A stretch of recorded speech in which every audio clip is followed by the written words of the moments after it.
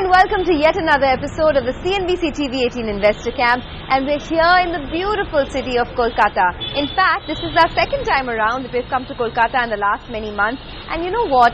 The enthusiasm from investors gets only better as the days go by. We have flown down a range of experts to talk about the markets and the micros, and the first expert that we have is Basant Maheshwari, author of The Thoughtful Investor, who's going to give us his pearls of wisdom regarding how to invest in this volatile market. So let's go in and listen in. The basic problem in this market is most of us, when we enter the market, we come here to make 5,000, 10,000 a day.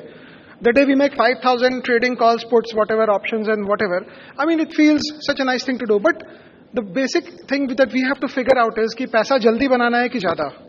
Making 3,000, 4,000, 5,000 a day isn't going to change your life. It's not going to change your balance sheet. So an investment, if made in the right perspective, has got the power to knock off several thousand hours of your work life. It doesn't happen too often.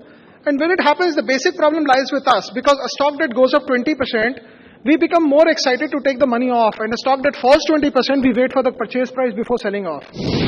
2-3 things that one can do while chasing this big dream of making the big amount of money from the stock market is to buy companies that are showing you long-term secular growth, not to buy companies that have not worked for other people.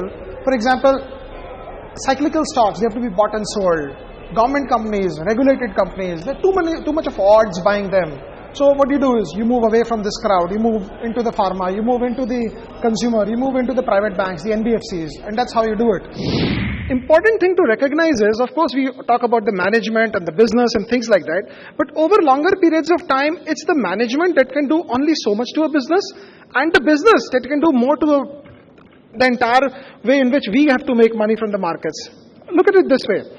A good management with a good business normally creates value.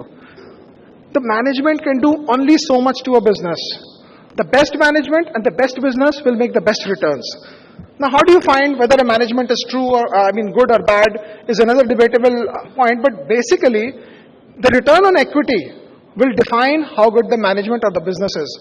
Bad managements normally don't generate high return on equities because they have this ability to take money off the business and to fudge the balance sheet and do things like that. So you will never find a crook generating a 30% ROE. So if a company is generating 30% ROE, so in more cases than one, the management should be good enough. Bad managements, they don't pay good dividends. So if the dividend payout ratio, which is how much profits you have made as EPS and how much of that has been distributed back to the shareholders, if that is in excess of 20-30%, then probably the management is good enough. Taxes. See, taxes and dividends are the two things which tell you that profits are for real. Because nobody pays real money on fake profits. So most of the time when the numbers are fudged, you will find the company following one way or the other not to pay taxes, and dividends is of course discretionary. So if the company is paying you dividends, that means profits are for real. And that is how we go about it. Over long periods of time, once you have identified a stock, once you have bought it, what do you do? First is sitting on a stock just because it has gone up and it's made you a lot of profit doesn't make too much of a sense, because environment changes, situations change. So you have to buy companies that have the ability to withstand that change. And over there, normally as we say, you have to buy companies whose businesses don't change every day. Normally the basic thing is, the PE ratio of good companies would normally be high. If a stock is doing well, if it's getting noticed, if it's getting popular, the PE ratio will go up. Now what are the factors that determine a PE ratio? If we just do a quick check on that, first is the growth rate of a company, the return on equity. PE ratio for high ROE companies would be higher. Sector leaders. It's very hard to lose money buying a sector leader. What are the other factors that determine a PE ratio? The management, the liquidity. If the stock is liquid, then the PE ratio normally expands. Big money is made by buying illiquid stocks. It looks very strange for me to share this, but if a stock is illiquid, it means it isn't popular. If a stock is liquid, that is if you can sell 10,000 shares and buy 10,000 shares the other second, the stock is popular. So the big money has always been made by buying illiquid stocks. As popularity comes in, as people get to notice the stock, the liquidity comes into a stock and the illiquidity disappears. So that is how things are. So PE ratio is one yardstick to look at a stock, but it's not the only yardstick. One of the best ways to make money is to buy companies that pay you high dividend yields. So these are things which a normal investor has to take into his realm of understanding as to how we can go about looking at stocks. if you are in this market, if you can survive the market for 15 years without getting your demat account empty, when I say empty is, if the market falls to 7200, 7500, 7600, you call up your broker and you say, "Sare share bech do, jab acha time aega, then I'm going to buy again." No, you cannot do that. You will never get an invitation to come back into the market again. You will have to take the pain with the gain. If it falls, it falls. If it goes up, it goes up. It's like a family member. You have to survive. You have to be with them for 10, 15, 20 years. And finally, if you can be with a market for 15 years without getting your demat accounts empty, you will make a lot of money provided you don't sell your winners too early and just lap onto your losers. With that, let's slip into a short commercial break. But when we come back, it will be time for the guru of technical, Sudarshan Sukhani, to tell us whether there's more volatility or downside in store for this market. Stay tuned.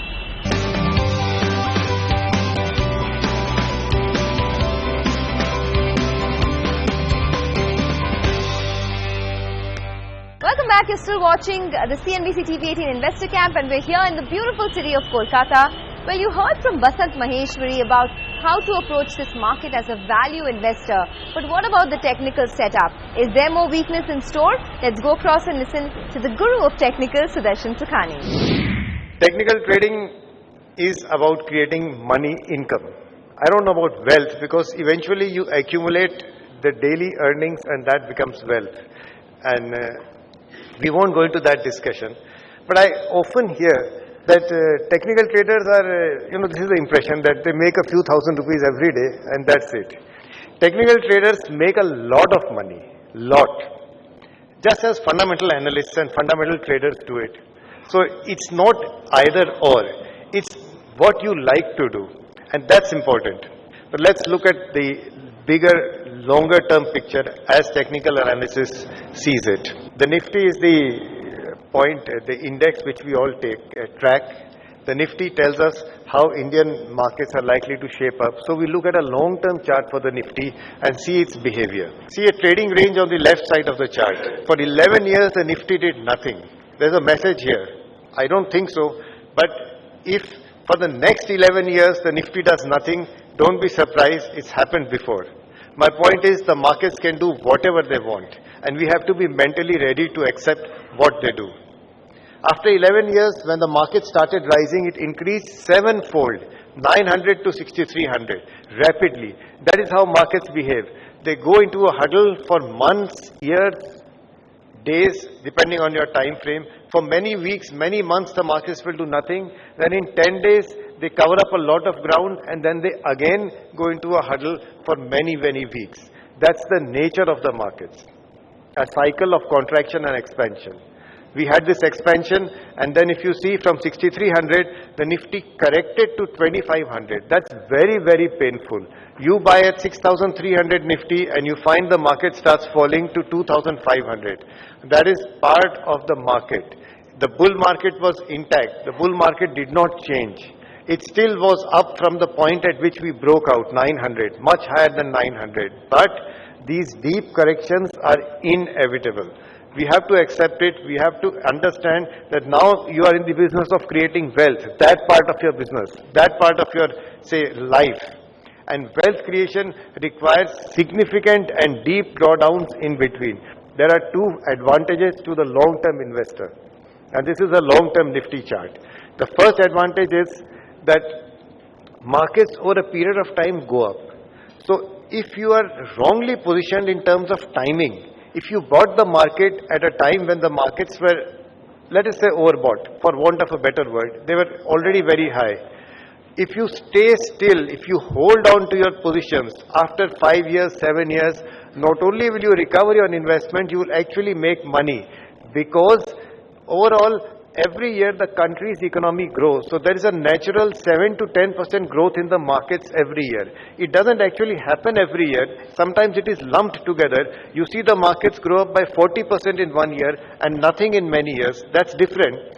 But over a period of time, you will gain. So if you make a wrong timing, a mistake of wrong timing, don't worry. Stay with your portfolio. You will eventually come out as a winner. The second of the parts is that we had a 4-year trading range, and the Nifty then broke out just before Mr. Modi's election above 6,300, and we are now entering a second stage of that bull market. That bull market started at 900, long time back. The chances are that we have just begun a bull market. 5 years from now, you will kick yourself and say, when the Nifty was at 8,000, why did I not buy it? So the chart, the long-term chart tells us that the bull market is intact. A correction can happen because we have seen a very sharp up move. World markets are not conducive. The world environment is not very cheerful just now. So corrections can come. But India is in a bull market. If you want to capture this bull market, you have to do SIPs. You have to enter and stay in this market. The two sectors that we discuss is commodities where a long-term bull cycle is over. So avoid commodity stocks, and knowledge-based industries where a bull market is ongoing, IT, pharma and financial services. Focus on the outperforming sectors of IT, pharma and financial services. Do a monthly SIP, invest in this market. This market will go much higher than 8,000 in the next 5 years. Well, that was the technical setup, but what about the fundamentals? We are seeing the macros improving, whether it's inflation or growth. Here's Shubhda Rao, Chief Economist of Yes Bank, talking about the way forward. It's imperative that we understand some bit of macroeconomic environment to be able to take informed decisions regarding your investments. Now, this is the chart which actually tells you how the volatility has been, through the phases of Asian crisis in 97 to the dot-com bubble in 2000, early 2000, and the mother of all volatility came in 2008-9, that is the global financial crisis. And just look at the right-hand side since then. We have had rapid bouts of volatility in the global financial marketplace as denoted by the quick succession of peaks.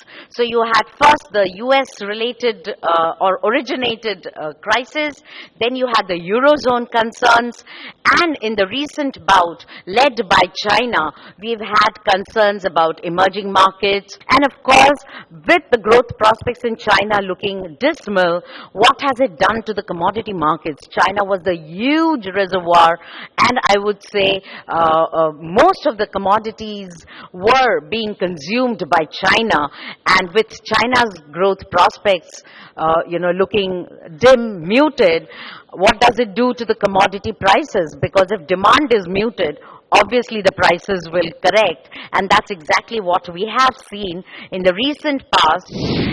Given the very sound macroeconomic fundamentals, be it on deficit ratios or be it on inflation trajectory or on the prospects of growth, India really stands tall amongst its competition, be it emerging markets or BRICS nations. And that's exactly wanted to drive home through my presentation, that if we are betting on growth over the medium term, starting maybe right next year onwards, I think India is the best destination to invest into. Even when there is tremendous concern about where the growth prospects lie in the world economies, I think India still would stand tall with a 7.8% growth that we expect in the current year. Amongst all this concern about volatility, growth prospects in the world, you have US only showing growth in last 2 years. Eurozone is still grappling with growth concerns. Japan has lost a decade and is still trying to find the magic of getting back to growth. You have concerns about growth of commodity exporting economies like Australia and oil exporting economies. So in all this, concerns about growth in the world over, what are the destinations which offer the best prospects? Quite clearly India. This is a small graph that we have tracked where India's growth has outperformed a 25-year long history of growth premium. Growth premium is difference between India's growth versus world growth. Can you imagine? We have outgrown world on an average by about close to 3% over the last 25 years average. On advanced economies like US, Eurozone, UK, Canada, Japan, we have outgrown them by 4.3%, and by emerging markets by about 1.4%. The short message that I would want to give is India's growth is poised and has been over the last few years showing a promise and prospect of getting onto a sustainable, strong growth trajectory. India has embarked on the right path to create a sustainable growth path, be it through Make in India, ease of doing business, Skill India, inclusive growth, Jan Dhan accounts, showing a better, or rather putting up a better governance structure. All these are not going to manifest in high growth very quickly, maybe not in a month or two, but these are the building blocks for India's growth to come out more strong and more sustainable over a period of time. And as a result, what we see is that India's growth prospects, maybe near term, we could grow at 7.8%. That's what we believe India will grow at in the current year.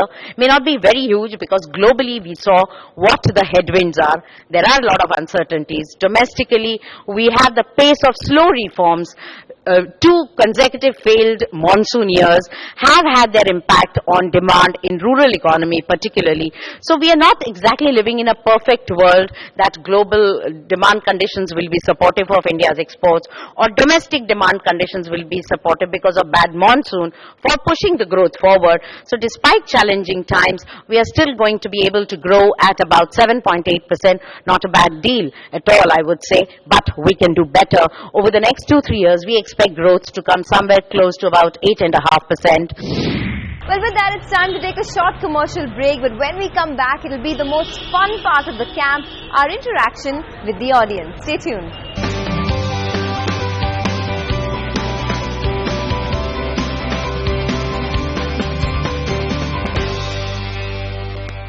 Welcome back. You're still watching the CNBC TV18 Investor Camp here in the beautiful city of Kolkata. Well, you heard what the experts have to say, but now comes the most entertaining part of the camp, our interaction with our investors. Take a look. Like you told us to look for the companies who are illiquid in nature or the companies who are having the market cap of 200 crores, 300 crores.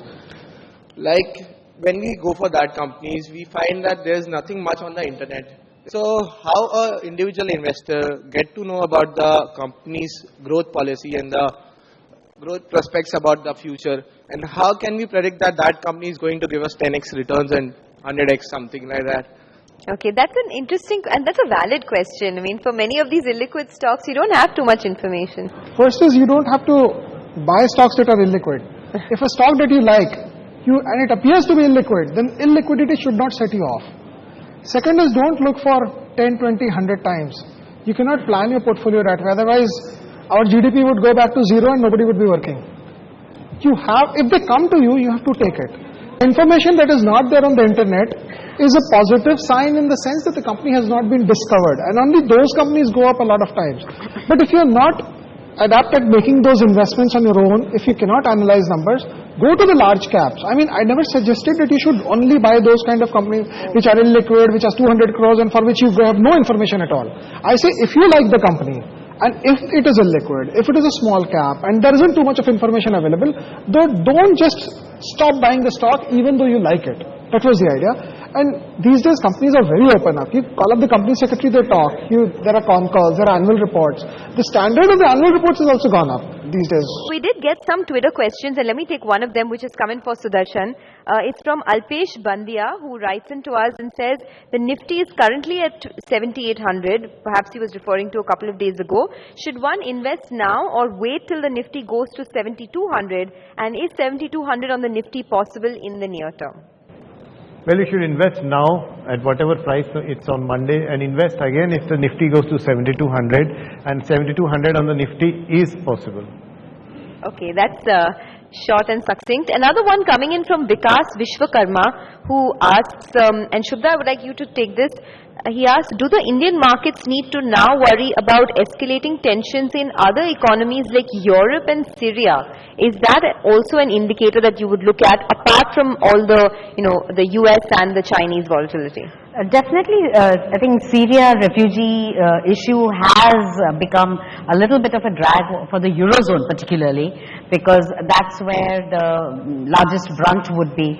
And I think it will be very important how the leaders within Eurozone, particularly Merkel, who's now turning out to be a hero in the Syrian refugee crisis, she leads the pack in dealing with it, and whether they announce a package, how are they going to go about it? Early days yet, but yes, in terms of adding a risk factor, definitely Syrian refugee crisis would add one more dimension to it. My question is to Mr. Sukhani. I believe a lot in technical analysis and I practice it a lot. In an offshoot of technical analysis, which we call the cycle analysis, when we look at, these so-called 8.6-year cycles or, these 8-year cycles to approximate it, what's your take on that? The market's correcting by at least 20 to 30%. That doesn't coincide with a 6,400 or a 6,600. I don't track cycles. I think markets are far more dynamic to lend themselves to fixed cycles. So I am not a fan of, fixed cycles. The markets are in a correction. This correction should take us lower, 6,800, 7,000, 7,500. That's what the view is now. And we go with the flow of the market. We'll eventually see where we end up. The view is that we are on the downside. And with that, it's a wrap on another very successful edition of the CNBC TV18 Investor Camp. Till we meet in another city, stay happy and stay invested.